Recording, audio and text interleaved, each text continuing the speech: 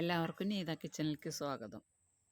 ഇന്ന് ഉണ്ടാക്കാൻ പോണത് മസാല ദോശ ഉണ്ടാക്കുമ്പോൾ അതിൻ്റെ ഉള്ളിൽ വെക്കാനുള്ള മസാലയാണ്. അതിനുവേണ്ടി 2 ഉരുളക്കിഴങ്ങാണ് എടുത്തിട്ടുള്ളത്. ഈ ഉരുളക്കിഴങ്ങ് ഒന്ന് വേവിച്ചെടുക്കണം. വേവിച്ചെടുക്കാൻ വേണ്ടിയിട്ട് ഇത് കുക്കറിലേക്ക് ഇട്ട് ഇത് വേവാൻ ആവശ്യമുള്ള വെള്ളമൊഴിച്ച് വേവിക്കാൻ വേണ്ടി അടപ്പത്ത് വയ്ക്കാം. ഇനി ഇതിലേക്ക് വേണ്ടത് 2 സവാളയാണ്. അത് നീളത്തിൽ അരിഞ്ഞെടുക്കാം. പിന്നെ എടുത്തിട്ടുള്ളത് പച്ചമുളകാണ്. അത് 2 എടുത്തിട്ടുണ്ട്. അത് ഓരോരോ എരിവിനനുസരിച്ച് മാറ്റം വരുത്തണം.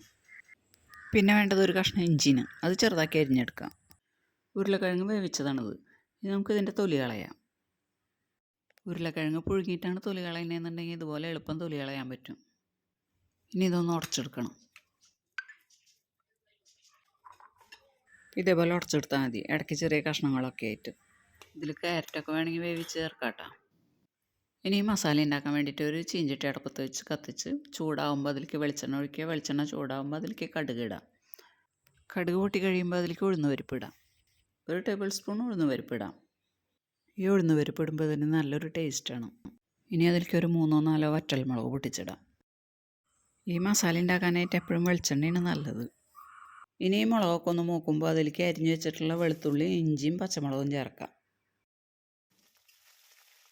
ഇനി ഇതൊക്കെ ഒന്ന് വാടുമ്പോൾ അതിലേക്ക് അരിഞ്ഞു വെച്ചിട്ടുള്ള സവാള ഇടാം. ഈ ചാനൽ ആദ്യമായിട്ട് കാണുന്നവരുണ്ടെങ്കിൽ ഒന്ന് സബ്സ്ക്രൈബ് ചെയ്യണം കേട്ടോ. ഇനി അതിലേക്ക് കുറച്ച് കറിവേപ്പില ഇടാം.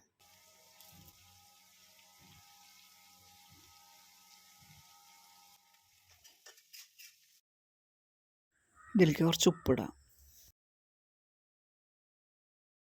ഇനി ഇതിലേക്ക് ഒരു 1/4 ടീസ്പൂൺ മഞ്ഞൾപ്പൊടിയും കൂടി ഇടാം.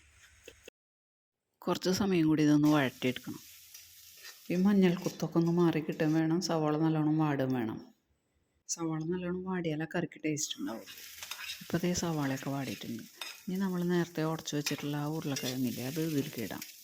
സവാള വാടി ബ്രൗൺ കളറാവൊന്നും വേണ്ട, നല്ലപോലെ വാടിയാൽ മതി. ഈ ഉരുളക്കിഴങ്ങ് വേവിക്കുമ്പോൾ നമ്മൾ ഉപ്പിട്ടിട്ടുണ്ടായില്ലല്ലോ, അപ്പോൾ ഇപ്പോൾ ഇതിലേക്ക് പാകത്തിനുള്ള ഉപ്പിടാം. ഈ ഉരുളക്കിഴങ്ങിലേക്ക് മസാല നല്ലപോലെ പിടിക്കണം. അപ്പോൾ അത് നമ്മൾ കുറച്ച് നേരം ഇളക്കി യോജിപ്പിച്ചെടുക്കണം.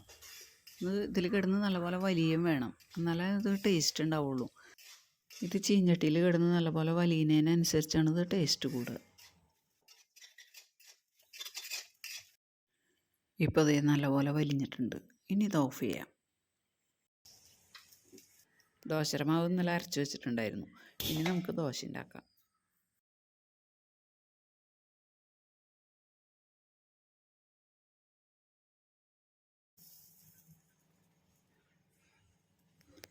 ഇനി മീതെ കുറച്ച് നെയ്യ് ഒഴിച്ച് കൊടുക്കാം, അല്ലെങ്കിൽ ബട്ടറായാലും മതി. ഇനിയിപ്പോൾ ഈ നെയ്യ് താല്പര്യമില്ലാത്തവർക്ക് ഓയിലോ വെളിച്ചെണ്ണയൊക്കെ ഒഴിച്ചുണ്ടാക്കുകയും ചെയ്യാം കേട്ടോ. ദോശ റെഡി ആയിട്ടുണ്ട്. ഇനി ഇതിലേക്ക് മസാല ഇടാം. ഈ ദോശമാവ് ഉണ്ടാക്കാനായിട്ട് 2 ഗ്ലാസ് പച്ചരിയും 1 ഗ്ലാസ് ഉഴുന്നും 1/4 സ്പൂൺ ഉലുവയും കൂടി വെള്ളത്തിലിടണം. എന്നിട്ട് 4-5 മണിക്കൂർ കുതിർത്തതിന് ശേഷം അരച്ചെടുക്കുക. അരക്കാടുമ്പോൾ 2 ടീസ്പൂൺ ചോറും കൂടി ഇട്ട് അരയ്ക്കാം. ചോറ് കൂടരുത് കേട്ടോ. ചോറ് കൂടിയ ദോശ തട്ടുമെന്ന് വിട്ട് കിട്ടില്ല. ദോശ നമുക്ക് ഇഷ്ടമുള്ള രീതിയിൽ മടക്കിയെടുക്കാം കേട്ടോ. ഇപ്പോൾ മസാല ദോശ റെഡി ആയിട്ടുണ്ട്. ഇനി ചട്നിയും സാമ്പാറൊക്കെ കൂട്ടി കഴിക്കാം. ഇനി ബാക്കിയുള്ളത് ഇതുപോലെ തന്നെ ഉണ്ടാക്കിയെടുക്കാം. അപ്പോൾ ഈ വീഡിയോ എല്ലാവർക്കും ഇഷ്ടപ്പെട്ടിട്ടുണ്ടാവുമെന്ന് വിചാരിക്കുന്നു. ഇഷ്ടപ്പെട്ട എല്ലാവരും ലൈക്ക് ചെയ്യുക, ഷെയർ ചെയ്യുക.